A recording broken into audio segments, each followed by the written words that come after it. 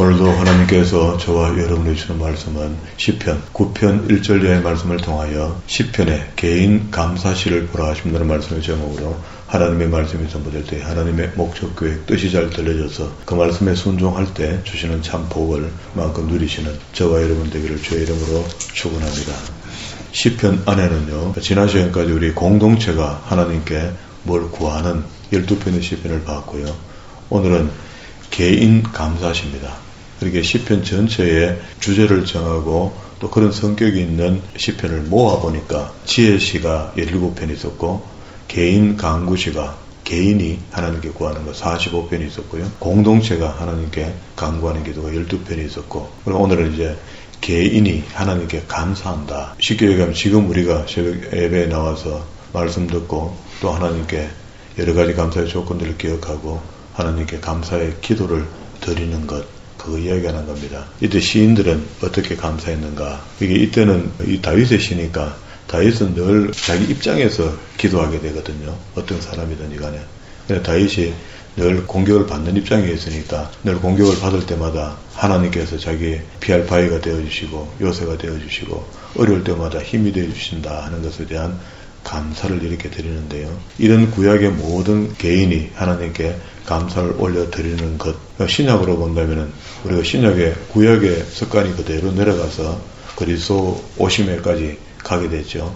그러면 이제 우리 신약 성경 복음서 4권이 예수님 공생애를 기록하고 있으니까 예수님께서는 오셔서 구약의 이스라엘 백성들이 뭐 다윗도 그렇고 모든 하나님의 사람들이 어떻게 기도했는가 하는 것은 읽어보면 이제 대충 나오겠죠.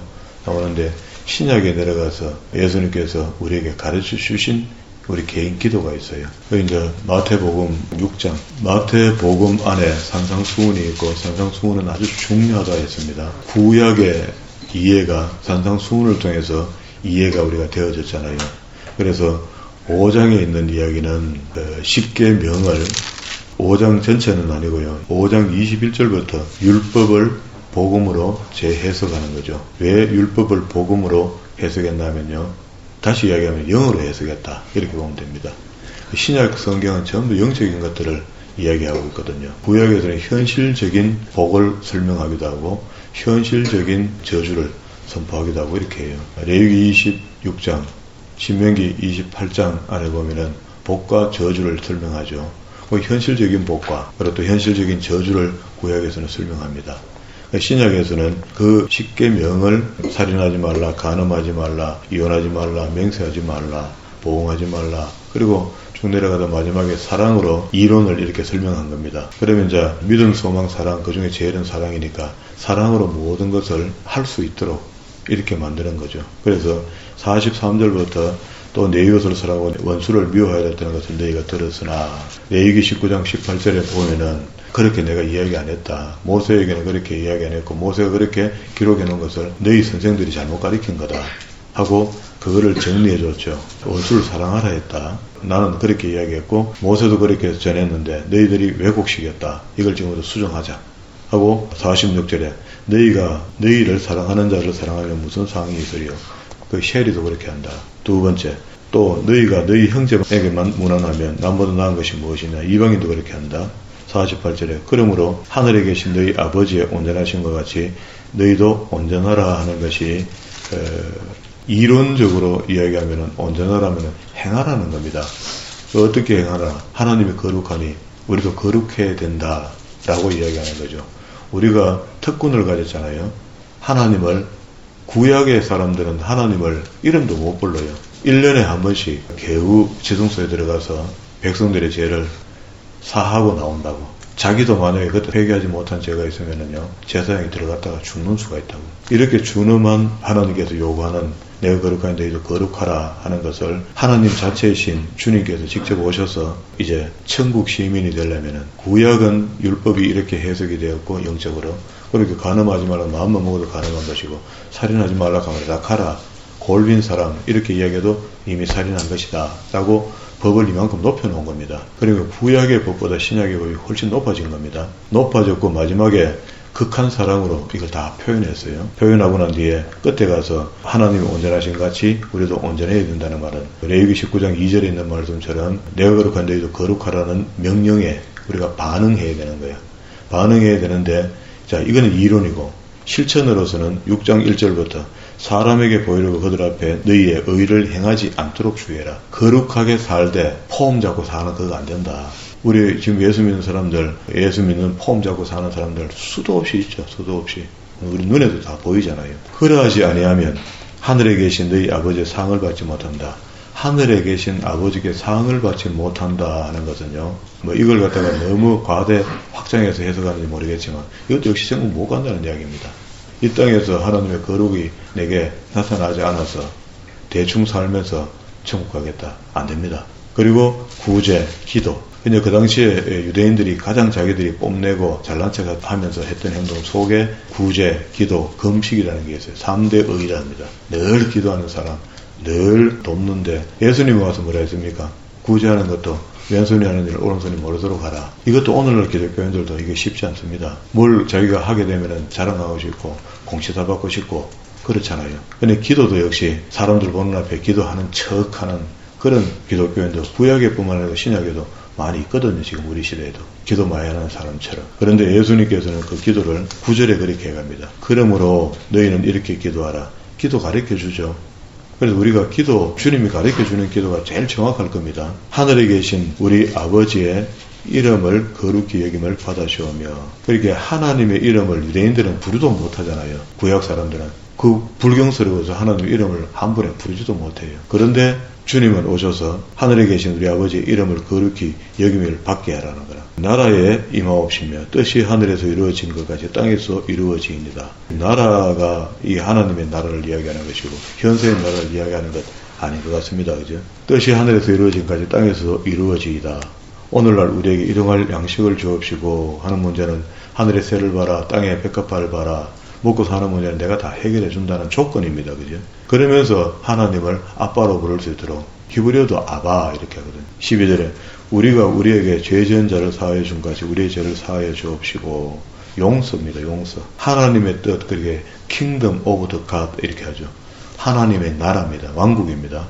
그 나라가 이 땅에서 이미 체험되어지고 이루어지도록 우리가 살아야 될 것이고 그래서 이제 이 땅에서 이루어진다는 것은 이 땅에 살면서 이미 진리로 인한 우리의 자유함을 느끼는 사람 그리고 일용할 양식을 주옵시고 했는데 하나님은 주신다는데 우리는 맨날 구하고 잘 안 맞다 그죠?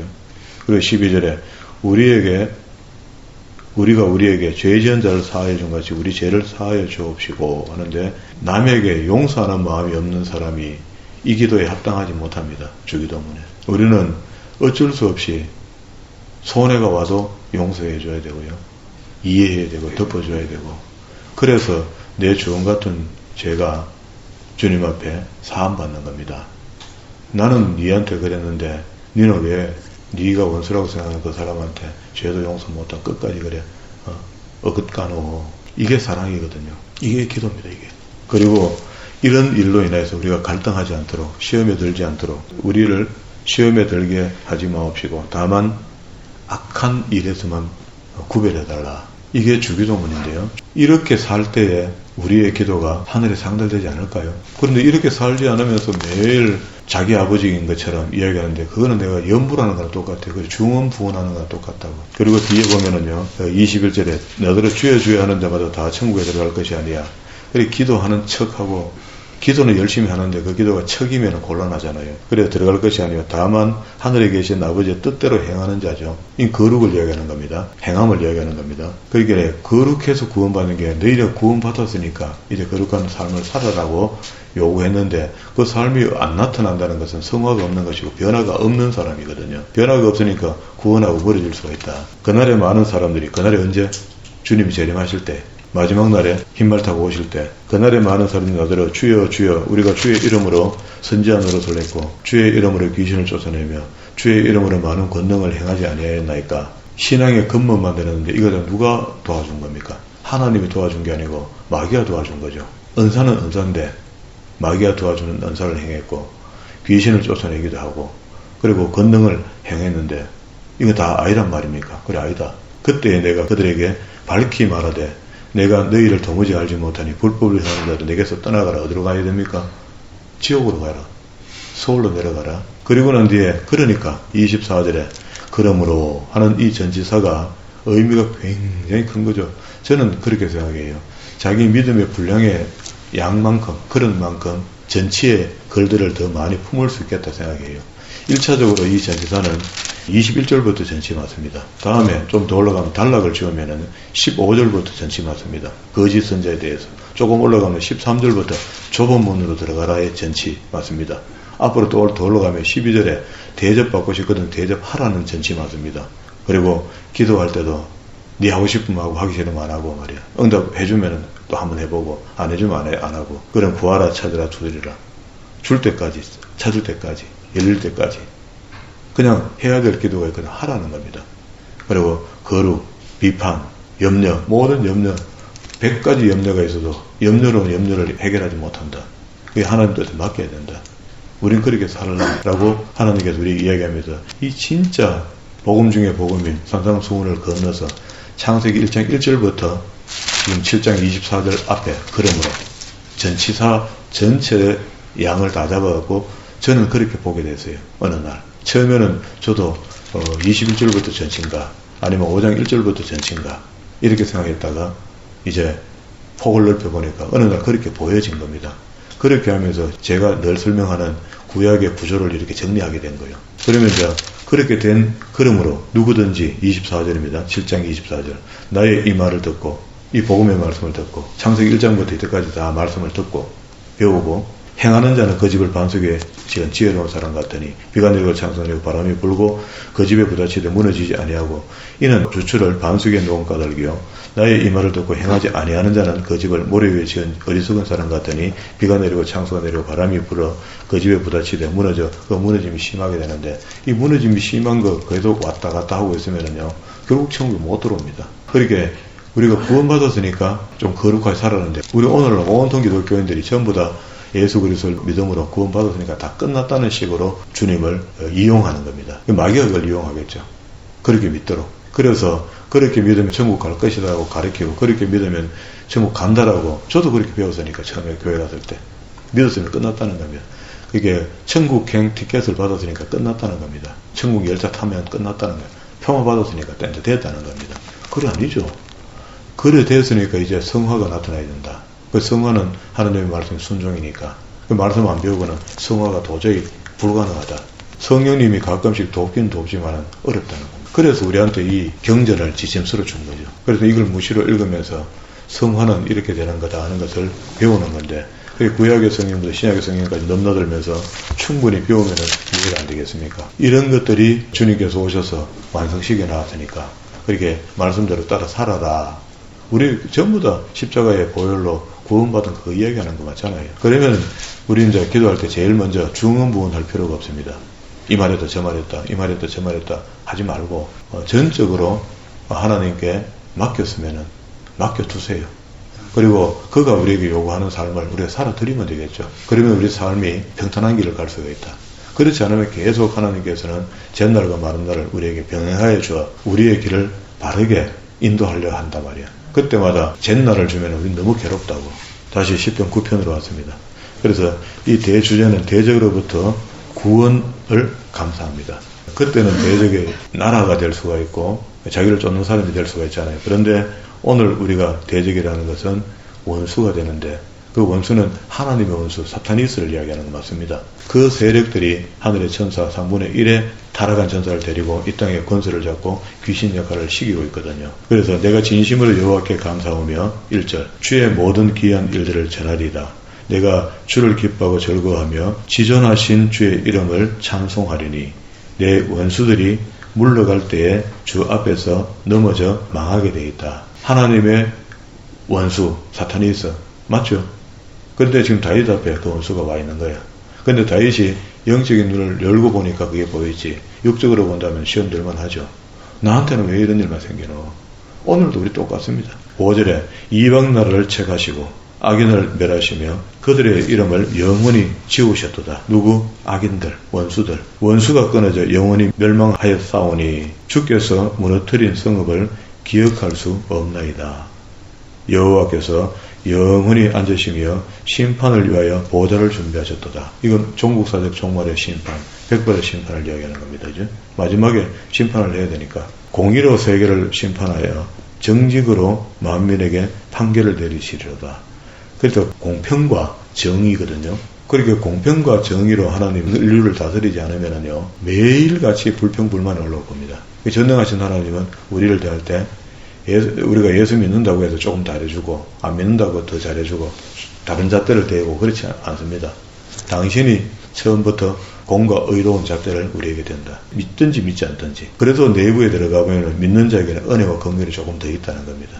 그 희한하죠. 그 아는 사람은 알게 되죠. 여호와는 압제를 당하는 자요 요새시요 환난 때에 요새시로다.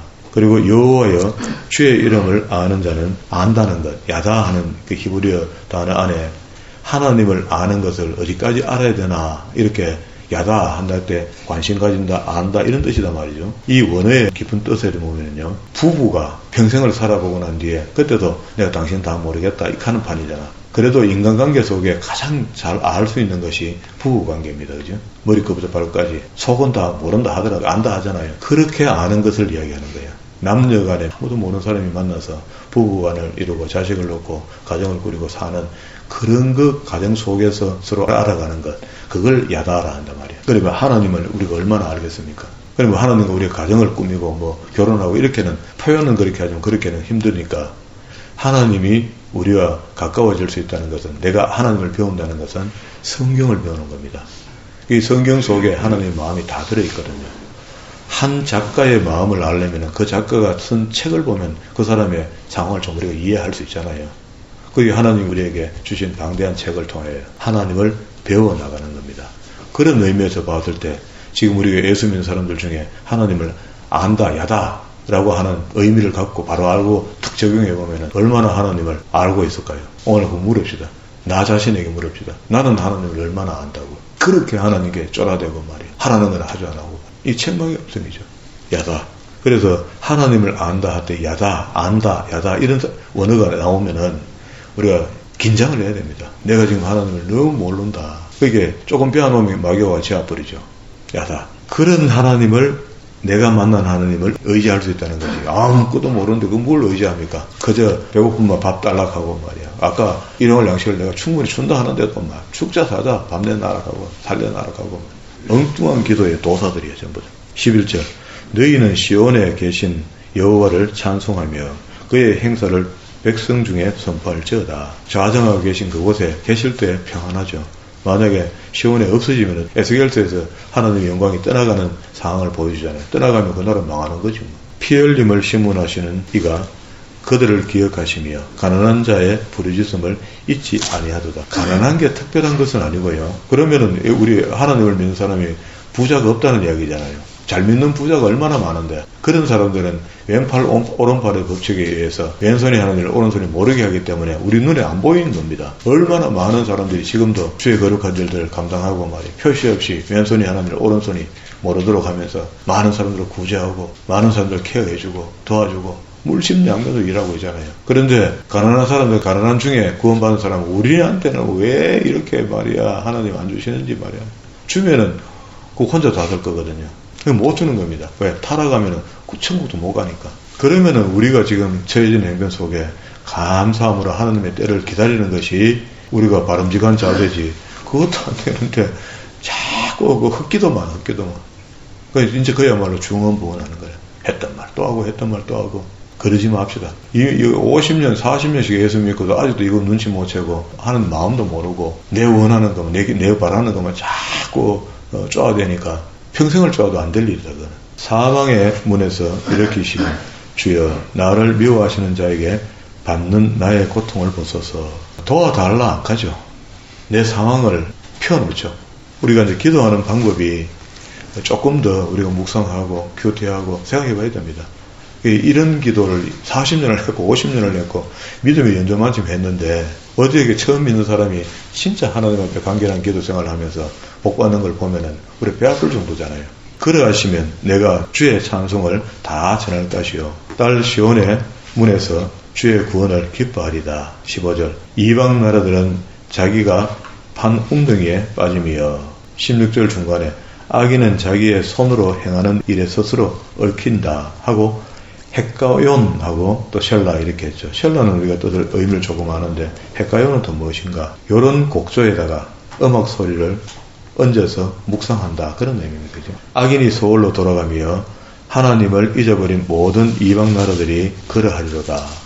잘못하면은 우리는 악인 따로 있다고 생각하는데 내가 스스로 악인 역할을 할 수가 있다고. 그러면서 자기는 마지막 날에 천국 갈 것으로 생각했는데 안 됩니다. 궁핍한 자가 항상 잊어버림을 당하지 아니하며 그러기에 주님이 오셔서 낮고 천한 자, 가난한 자를 위하여 이 복음이 왔다. 이렇게 하거든요. 그런데 부자들에게는 안 왔는 거 아니다. 부자에게도 함께 왔습니다. 그러나 부자가 천국 가기가 낙타가 바늘길을 통과하는 것보다 물론 그 의미상으로 그 당시에 단어의 해석을 하고 그 당시에 이해를 보면은 그 미문이라는 작은 문으로 해가 빠지고 나면 대문 큰 문은 출입문을 닫고 출입문 옆에 작은 소문으로 가야 되는데 그렇게 되게 되면은 낙타가 거의 뭐 무릎 꿇다시피 기어 들어간대요. 큰 대문을 닫고 나면은.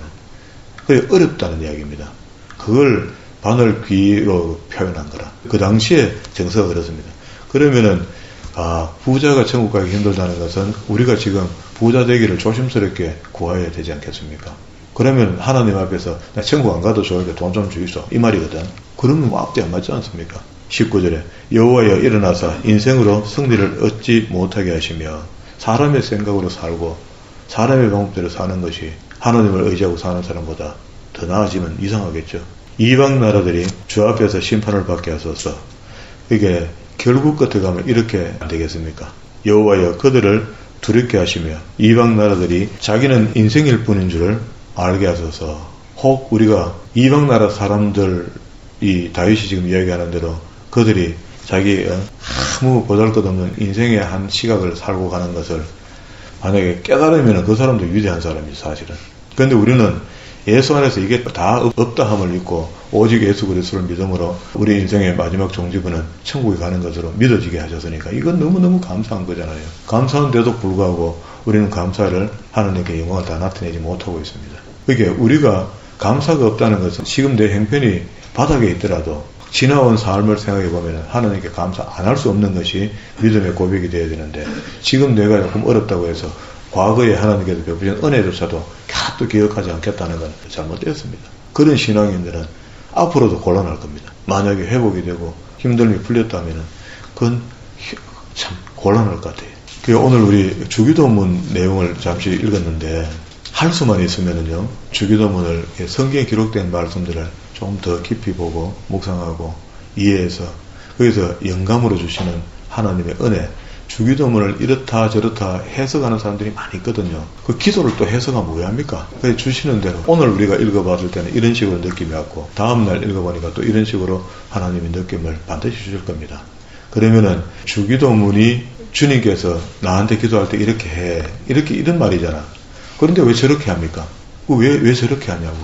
그리고 내가 하나님 앞에 오늘 선상수훈의 말씀처럼 행함으로 구약의 말씀으로 당반대로 내가 거룩한 너희도 거룩하라는 그 거룩함을 내가 이루려고 완전한 거룩함으로 살 수는 없지만 이루려고 애쓰는 사람의 기도는 주님께서 가르쳐 준 기도대로 하는 겁니다.